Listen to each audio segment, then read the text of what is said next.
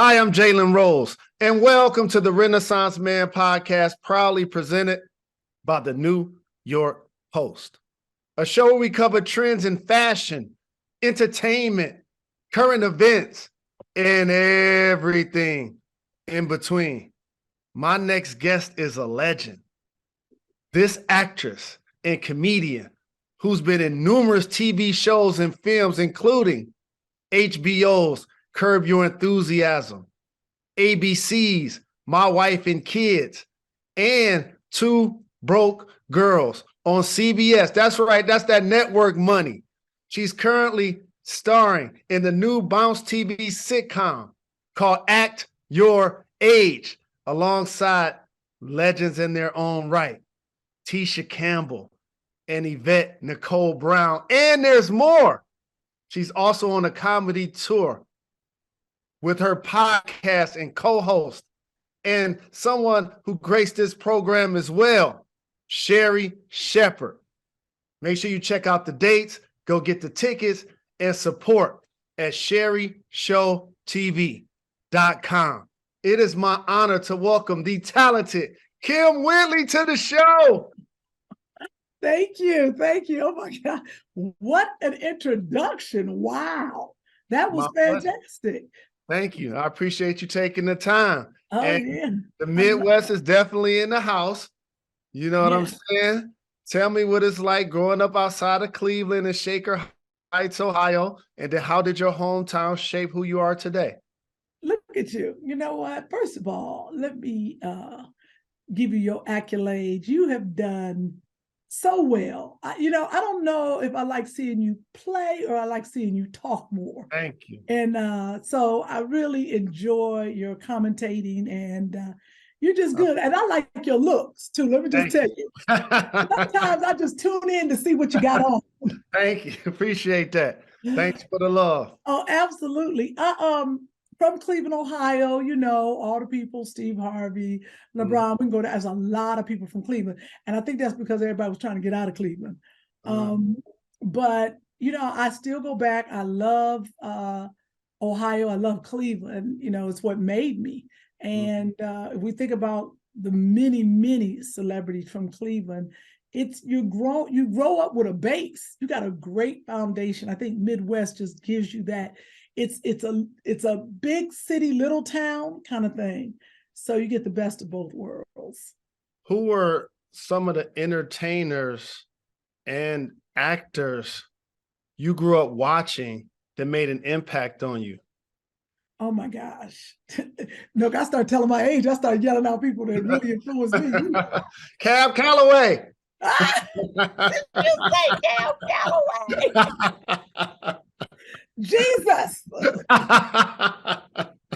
Right. But I would definitely say Marsha Warfield, Whoopi Goldberg, Red Fox, Richard Pryor, people that made us laugh, Marla Gibbs, that you could see, because there wasn't that many Black people on TV when I grew up. And I remember my dad was like, why you want to be on TV? You're not going to make it. It ain't that many people on TV. The Cosbys. He was like, come on now. So I went to Fisk University, and, once I got my degree, my parents were like, okay, go do what you want to do. Good luck. And so they said, you can always come home. And that's, what I did. And I figured, if those people could make it, I felt like I knew them. I felt like we were kindred spirits. So those are the people that I would say really influenced me as a child. And clearly education was important to you and your family. And as somebody that also graduated from college, sometimes that gets overlooked when you become a success story in your own right. So talk to me about your journey as it related to going to high school, going to college, some of the fun stories, some of the fun things that people can learn about that journey. Wow, I don't think I've ever been asked that question. Wow, that's a good one. Going to, I would say, elementary school, we definitely moved. We were definitely the Jeffersons. I lived in Cleveland, and then my dad was like, "We moving with the white people." I was like, "What?" Good job, Dad. Right. That's what I felt like. I was like, he's like, we're going to cross those tracks. I was Better like, hospitals, better supermarkets. It was green trees. I was like, wait a minute. Mailbox. The mailbox, you don't even understand. We went from Cleveland to Shaker Heights. But the funniest thing my daddy ever told me, he said, now hold up now. I don't want you to get confused. He was like, we Black rich. That's paycheck to paycheck. He said, these white folks over here, he said, they got long money. And they did. And he didn't want me to get confused. So I thought, and it's so funny because you think, I was like, oh, shoot, I'm in Shaker now. I knew when I was 16, I was going to get a car.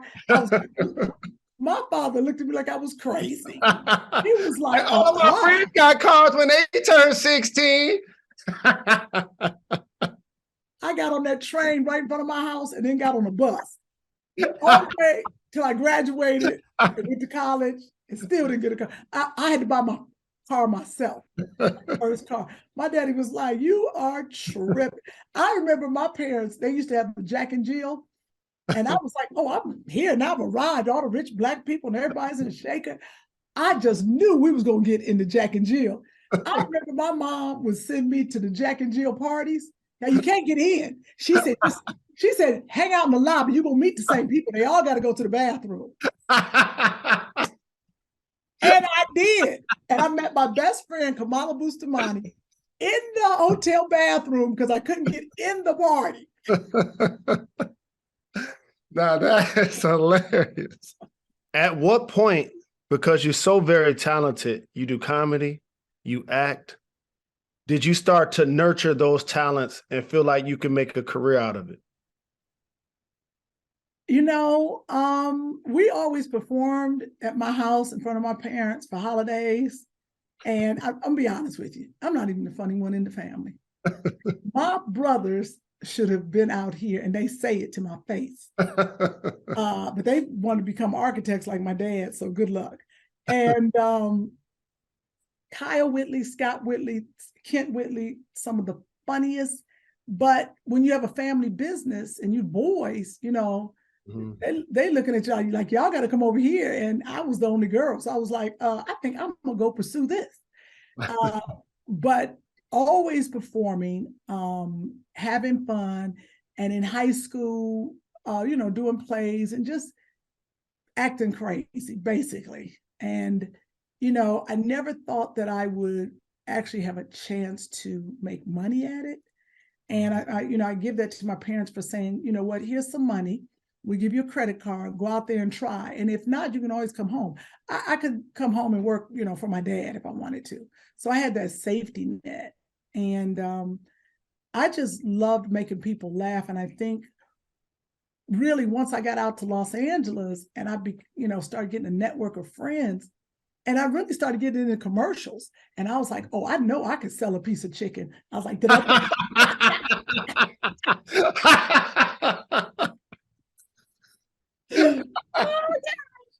So that was the really the beginning of it. And then, you know, I think I just kept going. And I heard this advertisement on the radio for Shelly Garrett's Beauty Shop.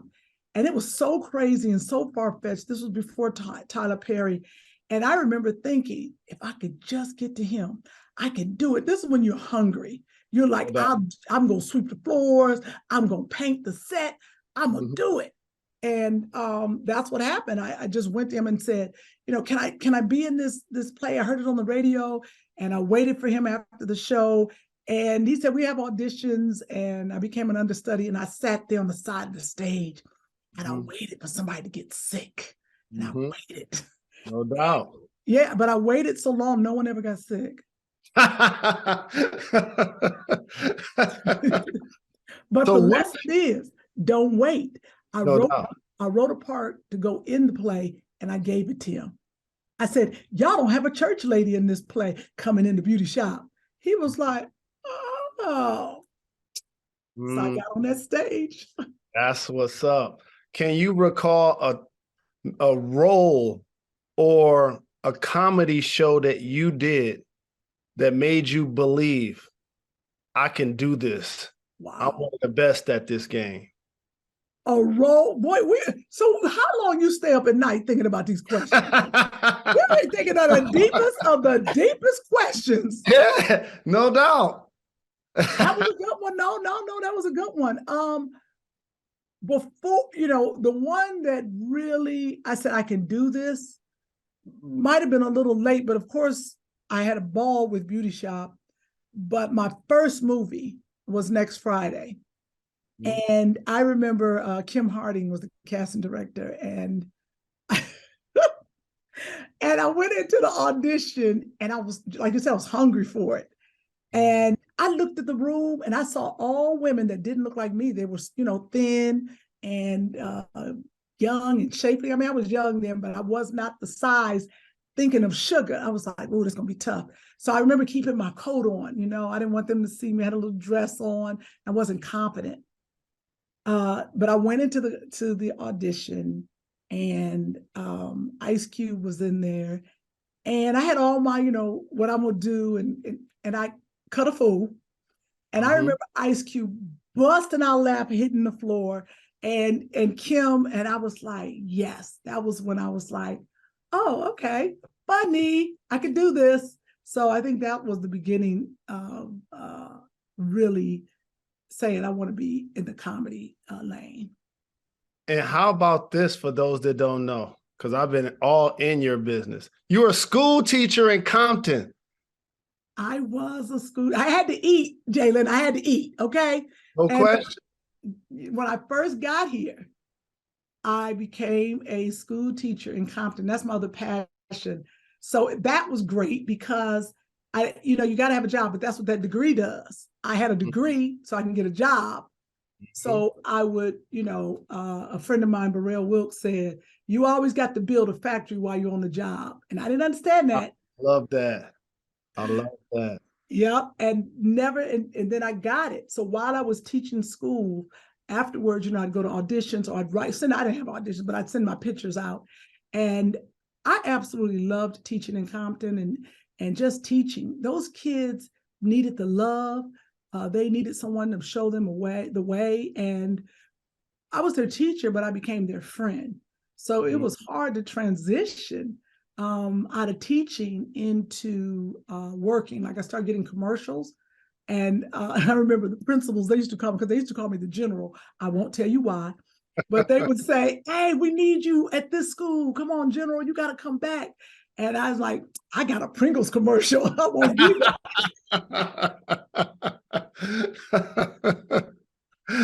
Oh gosh, yeah. So that was fun. I still have a friend, a teacher who started with me. We're still friends to this day. Oh, that's what's up. Tell me some of the commercials you've been in. Oh my gosh, I did. I don't know. Was it the Aflac commercial with the duck? I did Pringles. I've done insurance commercials. They used to call me the commercial queen. It was so funny. I had a Payless shoe commercial, and it was during Christmas, and they told me to hold the shoe up because your shoe usually they use is like a size 6.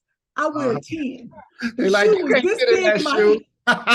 What'd you say, Jalen? People was looking at you. Your peoples was calling you like, you can't fit in that shoe.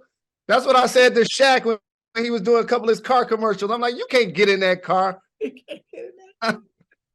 Exactly. People was cracking jokes. I was like, okay. So yeah, those were good days. So for those that are looking for inspiration, and as you know, there's so many people, especially young people that look like us, that if you say what you want to do for a living, they want to be entertainers, they want to be artists, they want to be athletes. You talked about paying your dues, doing whatever you needed to do to get into the room and continue to nurture your craft at the same time. You were willing to get a job. You were willing to go to college. You was willing to try to multitask in order for this to happen. Can you acknowledge something turbulent that you overcame that made you feel like this may not be for me, but I got to keep going? Wow, you deep. Those were a lot of days, Jalen, that you don't know. I feel like God puts a gift inside of you, or a couple gifts inside of you, that it's something that you are willing to do for free. It's the thing that you get up every day and do. That's the thing you should pursue, the thing that you love to do, because that's where you're going to be successful. But it's not going to just be handed to you. And nowadays, I think that kids feel like, it's instant, because we're so instant. Everything is quick. They don't understand that you have, and a lot of people do become overnight, but not really. There is always a history to what you're doing. And I would say for me, there were many days that, we could talk about it before I even got auditions. My parents, of course, they had money that I could come back home. We weren't struggling by any means. But my parents, as you could see, wanted me to make it the best way I could, and to see the struggle. You can always come home, but you're going to make it on your own. We helped you in college. Now you go out there and make it.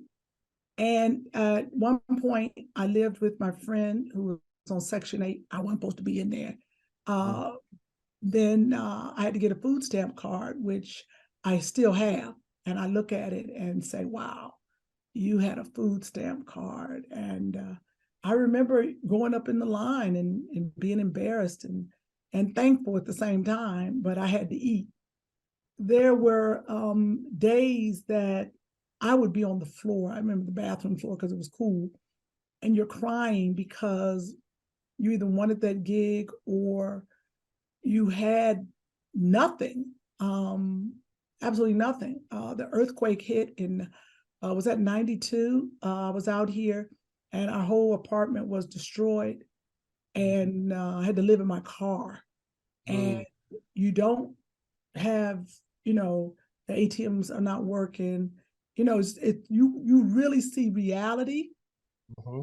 But I wanted this thing called entertainment career, an acting career. I wanted to make people laugh. And you find your community, you find your friends, and they're all suffering and struggling also. And you start networking and you start strategizing and talking, because when you give up, you're not happy. You give up on your dream. You stop. And then what else is there to do? I can go back to teaching. I can go back to a 9-to-5, but I wanted to take it to the wheels fell off. Okay, you might say, oh, the wheels fell off, Kym. You were on food stamps. You was living on the street, but I was still alive. So the wheels hadn't fallen off yet. I still had a dusty wig in the back of the car, and I still had a car so I could, move forward. So my biggest lesson is to everyone is there is a picture that you can find on the internet of a man in a cave, and he's chipping away, going to find his diamonds. And you see both sides of the cave. There's a wall in between. He only has 3 more feet to go, but you see him chipping away, and the diamond is right on the other side of the wall. And he wants to give up, but you see it. You're like, please don't give up. You only got 3 more feet. Right. And that's what I always remember. Even now, people are like, oh, you're successful, you're a legend. Nah, I have not made it yet in my mind. I stay humble because there's so many things still to do. Yes. I got an Emmy nomination, but I don't have an Emmy. I definitely have 2 NAACP awards, but I don't have an Oscar. And not saying that is the epitome of success, but it gives you something to keep on going. Absolutely. So that kind of thing for young people out there is to always recreate yourself. People are like, oh, Kym, so I lost 30 pounds. I was on WW. Now I got a different look, a different thing. I'm always pitching ideas. I had my own show on Oprah Winfrey Network. Hey, Oprah, look at this. Boom, boom, boom. I know it's like, oh, I can't get to Oprah. You can always get to who you want to get to. So I think that's the best lesson, is to, whatever your ideas are, protect them and to network and talk to people, and don't be afraid. Always do an elevator pitch and get your stuff out there. Absolutely. Very well said. And thank you for being such an inspiration and motivation that needs to be said, digested, and heard. And I want to make sure everybody goes to check out Two Funny Mamas Live. As you mentioned, you won 2 NAACP Image Awards. This is an extension of that work with that amazing podcast. And you talked about your friendships and networking. How about you doing it with one of your besties, Sherri Shepard? When did you guys discover the chemistry between you two?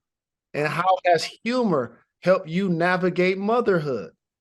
Wow. Me and Sherri Shepard have been friends for many, many years. Now, when I say friends, like we've known each other, we've hung out. During the pandemic, we really got tight, and she was living close to me.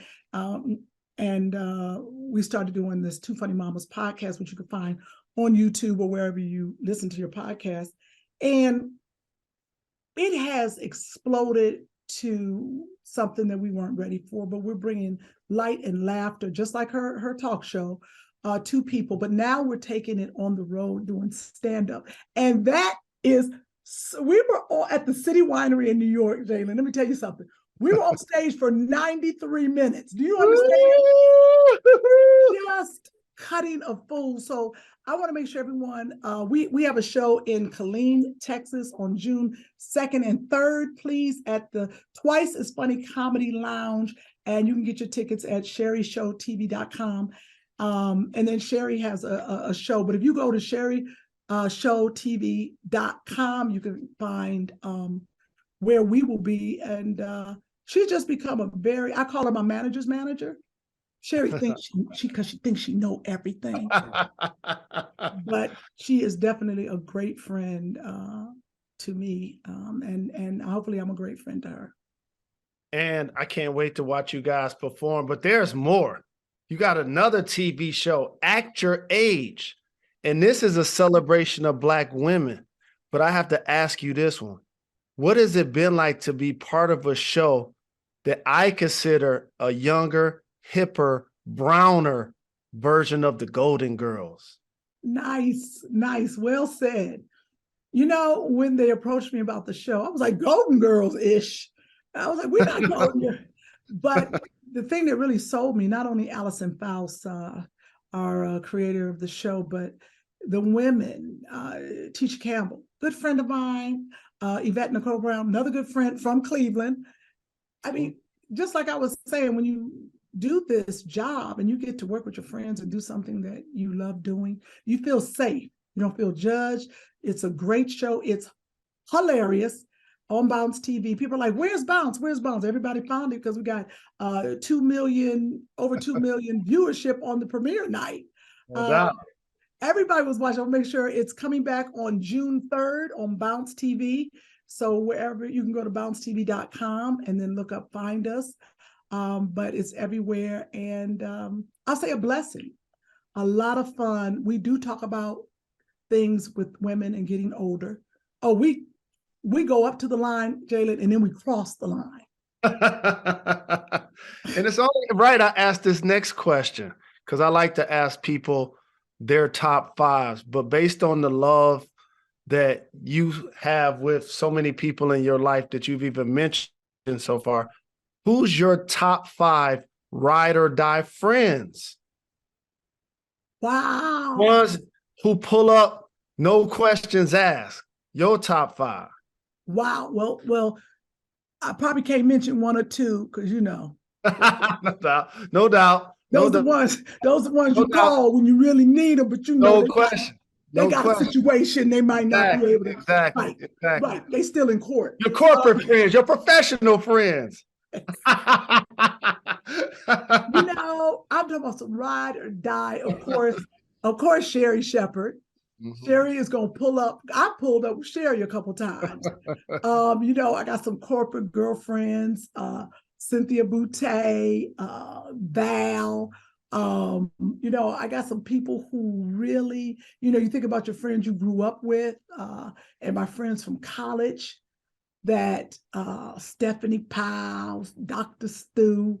I got a good circle of girlfriends.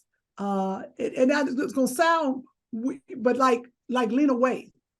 I could call Lena Waithe right now and be like, hey, Lena, I'm in jail. Yeah, okay, you coming? Thank you. Don't even gotta say why. Don't even gotta say what. I'll get there. That is it. and I'm pretty sure I am missing some people, but when you find out when you get, there's two things to find out when people really care about you. When you get sick, like COVID or cancer or something, when I tell you people show up, or if someone dies, like your mom or your dad or somebody, the amount of people that show up or call or like, I'm gonna bring you something, that's when you know who's in your corner. Mm-hmm. So like because I told people, I was like, I don't need friends until I need friends. Wow. I got a girlfriend, C. Mickey, it's been I told her one time, I remember about 5 years ago, I said, I don't need any new friends. I mean, you cute and everything and nice, but I got a lot of friends. Now she's one of my best friends.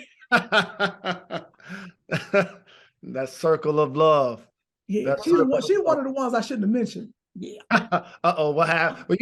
Is that her government name? Her government name? No, I didn't give her government name because I know. Okay, cool. She keep a blade on her. She keep a blade. You good there. Oh man. So Charlemagne and Envy have both been on this show. I'm a fan of the Breakfast Club, so I actually saw when you were on the show. And you said your ambition is driven by what brings you joy. At what point in your life and career, at this point in your life and career, what's bringing you joy? Jalen, I can't say what used to bring me joy because, I'm pretty sure this PG, but I've gotten older. Oh, it's not. It used to be basketball players and football players. That what used to be. I'll be right at the end of the game. Hey, but I've gotten older, and I have a son. His name is Joshua. He's 12 years old now, and he has brought me joy from day one. Heartache, but joy, and going out on the road, like going out with Sherri. Sherri's all about, okay, let's get paid. She's a businesswoman. I'd be like, Sherri, I'm just having fun. She was like, forget that, girl. We got to focus. We got to get this money.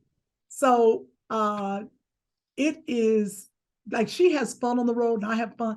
Like we both said, if we went on the road for just work, why do it? Because we both are making money in the industry. Right. But to go on with your best friend and to bring joy to other people, yes, that's what brings me joy right now. Hanging out with my friend Sherri, that we just touring and my son right now. That sound like me and Sherri go together. That don't sound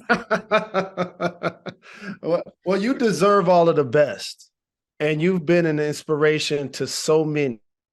You've made so many people laugh. You've entertained so many people. So many have drawn inspiration from you. I'm a major fan of yours. It seemed like I've watched everything you've been a part of over the years, and it's an honor. Everything, Jalen. Did you see Black Lady Sketch Show recently? Did you see that? You missed that. I didn't see that yet, but I'm going to see it. I'm going to see it, absolutely. And I'm going to see you and Sherri do stand-up. Also, I'm going to come represent. Jalen, I need you to bring me a single man. I got you. Okay. He ain't got to be all in shape. I know y'all been played and been divorced. He could be an athlete, his fingers could be crooked. He could be throwing up gang signs. I don't care. Or his hands might look like that for playing sports all of those years. Right. You know how you see the athletes, they be like this. I'll be like, I'll take them. Okay, got you. I appreciate you joining me. But before I let you get out of here, I got a rapid fire segment called Gone in 60 Seconds. You ready to do this? I'm scared. What is it? I got you. You play so many iconic roles. And you're out here walking the street as a human being. You're at the market, you're at the gas station, you're at the mall. What characters' names do you get called the most? Jack A. Oh, no, that's not a character. That's a person. But the one name I get constantly is Sugar. Nice. Legend. Those are like championship rings. Every time somebody calls you one of your characters, that's the impact that you've made on that human being. You got in the character, and we don't even care what your name is. We gonna call you Jack A. We gonna call you Sugar. Like that, and that's the greatness of what you do. Now I start thinking about that when people call me Monina, but then I thought about it, Jalen. They all prostitutes. They all hookers. Oh, speaking of that, how about this? I got a great one for you. Because everybody around our age that remember being in and around Freaknik knows that there's a documentary coming out. And I've been saying prayers that I'm not in it, in the wrong place at the wrong time. I even interviewed for it to make sure I wasn't going to be. And your bestie Sherri's excuse is, I did it before Christ. What is the Kym Whitley alibi? It wasn't me. No, it was not me. I don't know. They would have to prove. I'd be like, nope, get a DNA swab. That was not me. And you know, we older now. They would have to be like, that looked like you. Come on. I got a 12-year-old son and everything. That wasn't me. That was not me. Can you imagine? My son would be, I could never tell my son what to do again. No. If he see his mama on top of the car, like it's New Orleans, just don't stop, get it. And I was getting it and having fun. No doubt. Ooh, yeah. I don't want to be, that footage would be bad. Yeah. I didn't even know we had video cameras back then. I didn't either, because now people are asking to be followed or looking to be like. We were the opposite. Put that camera down. Yeah. You know what I'm saying? Because every phone didn't have a camera. Now with these smart devices, everybody now got a camera. Everybody, no, people got cameras and you don't even know they got cameras. Yes. And every camera's on the street. I look in my house, I'm afraid of my own cameras because my cameras are taping when I don't want them to tape. Is talking when I don't want them to talk. Don't say nothing. It just be a mess. Oh my God. Oh, I got a good one for you. Of your two co-stars, Tisha Campbell and Yvette Nicole Brown, which one would you pick to be on the stranded desert island with? Oh, that's hard. Because they both bring something. Mm-hmm. This is the thing. Tisha gonna kill all the animals for us. Tisha, she gonna snatch them up. She gonna skin them. She ain't afraid of nothing. She gonna be cussing, all that. Yvette is gonna be the prayer warrior. She gonna pray. She gonna be cooking. She gonna knit us some clothes out of the bamboo. Oh man! Oh yeah! Oh yeah! That's a tough one, but those two would be good. Those were actually two good women to have with you. Yes. And lastly, but certainly not least, please describe, and you make sure you guys go check it out.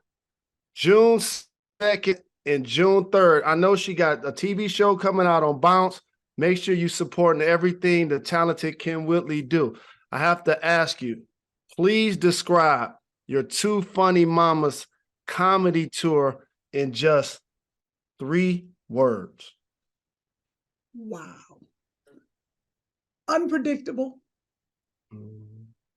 Hysterical. Unforgettable. I love it.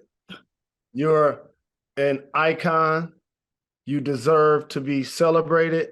And I appreciate you taking the time to join the show. And I'll come represent and support you guys +1 very soon. Oh, good. You come on down to Killeen, Texas to our show in Texas. Okay. Yes, thanks for the love. Thank you.